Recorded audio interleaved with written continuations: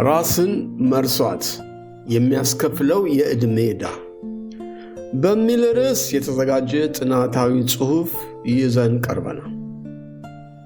በሕይወታችን ውስጥ ትልቁ ስህተት ምንድነው ብላችሁ አስባችሁ ታውቃላችሁ?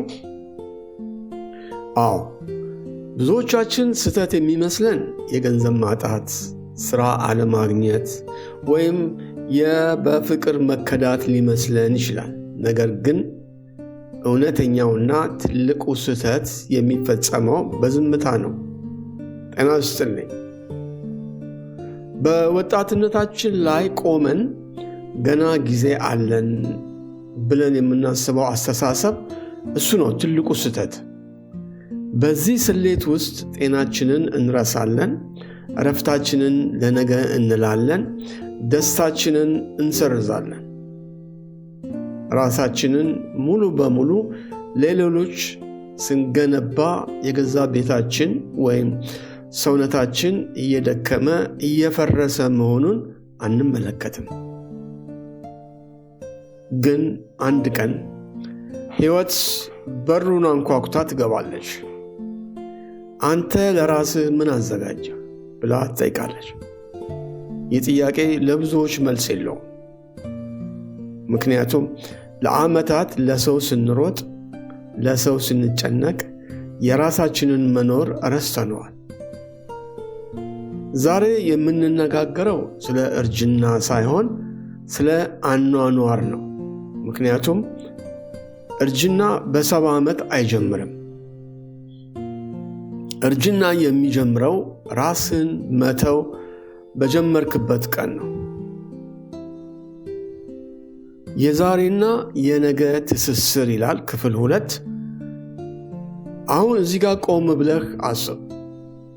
ዛሬ የምትበላው ምግብ፣ ዛሬ የምትራመደው እርምጃ፣ ዛሬ ለአእምሮህ የምትነግረው ቃል ዝም ብለው የሚጠፉ አይደሉም። እያንዳንዱ ውሳኔህ የነገውን ማንነትን የሚገነቡ ጡቦች ናቸው።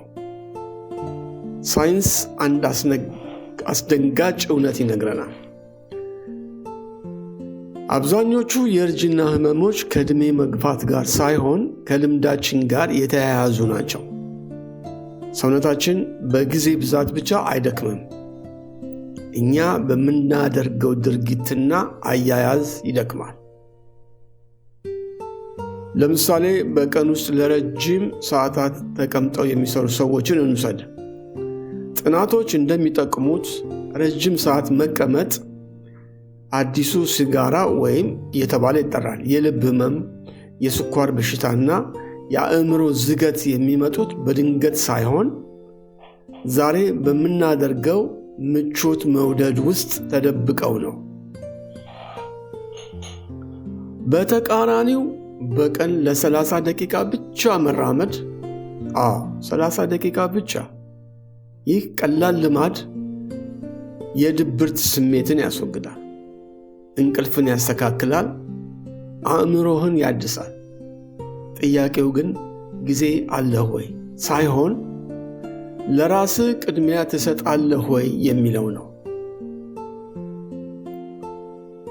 ክፍል 3 የስነ ልቦና ስብራትና የሰው ምን ይሉኛል አመለካከት። ችግሩ የአካል ብቻ አይደለም። ብዙዎቻችን ውስጣችን ተጎድቷል። በውጪ ፈገግ እንላለን፣ ውስጣችን ግን ባዶ ነው። ለምን እንደሆነ ታውቃላችሁ? ሕይወታችንን ሙሉ የሌሎች ማረጋገጫን ፍለጋ ውስጥ ስለቆየን ነው። ሰዎች ምን ይሉኛል? እንዴት ነው የምታየው? ቤተሰቦቼን፣ ጓደኞቼን፣ ማህበረሰቡን እንዴት ላስደስት? እነዚህ ጥያቄዎች የራሳችንን ፍላጎት እንድንቀብር አድርገውናል። ግን እውነቱ ይህ ነው። አንተ ራስህን ካልጠበቅ ሌላ ማንም ሊጠብቅህ አይችልም። ብዙዎቻችን ልጆቼ ይንከባከቡኛል በሚል ተስፋ አለን። ፍቅር መኖሩ አይካድም፣ ግን ዓለም ተቀይረዋል። የዛሬ ልጆች የራሳቸው ጦርነት አላቸው፣ የራሳቸው የኑሮ ግፊት አላቸው። ፍቅር ቢኖራቸውም አንተን የሚሸከም ጊዜ ላይኖራቸው ይችላል። ራስን መጠበቅ ራስ ወዳድነት ሳይሆን ለራስህም ለምትወዳቸውም ሰዎች የምታደርገው ትልቅ ውለታ ነው። ክፍል 4 የጭንቀት ኬሚስትሪና የጤና ብድር። እስቲ ትንሽ ወደ ሳይንሱ እንግባ።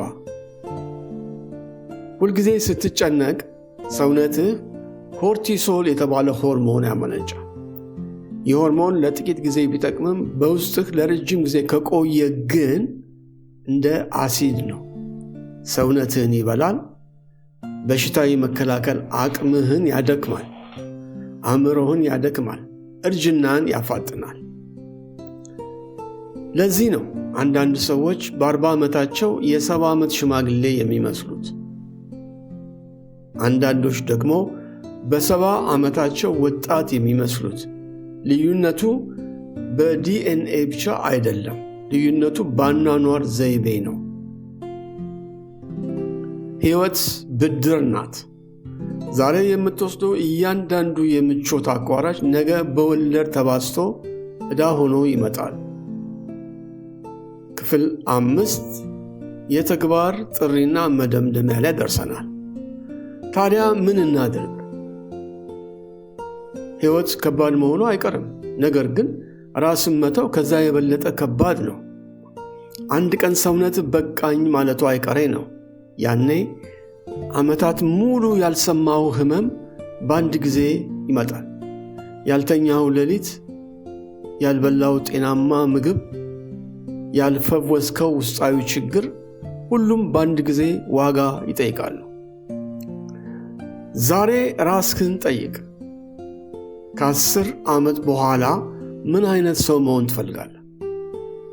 በእግሩ የሚሄድ ሰው ወይስ በሰው ድጋፍ የሚንቀሳቀስ? አእምሮው የተረጋጋ ወይስ በጭንቀት የታሰረ? ውሳኔው ዛሬ በእጅህ ነው። ዛሬ መራመድ ጀምር። ዛሬ ውሃ ጠጣ። ዛሬ አይሆንም ማለትን ተለማመድ። ዛሬ ከራስህ ጋር ሰላም ፍጠር። ያስታውሱ፣ እርጅና ፊት ላይ በሚወጣው መጨማደድ አይለካም። እርጅና የሚለካው በተሸነፈ መንፈስ ነው።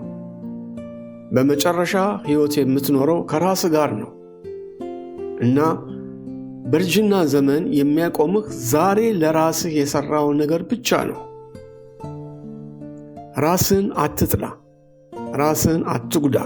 ምክንያቱም አንተ ለራስህ ካልሆንክ ዓለም ላንተ ልትሆን አትችልም። ከዚህ በላይ ያየነውን ጥናታዊ መረጃ ተግባራዊ ልናደርገው ግድ ይላል። በተረፈ አብራችሁን ስለዘለቃችሁ አመሰግናለሁ። እንደ ሁል ጊዜ ሁሉ ላይክ፣ ሰብስክራይብ እና ሼር ማድረጉን እንዳይዘነጉ እያስታወስኩ በሚቀጥለው ቅዳሜ በሌላ ትምህርታዊ መረጃ እስከምንገናኝ ቸር እንሰንብት። ቸስ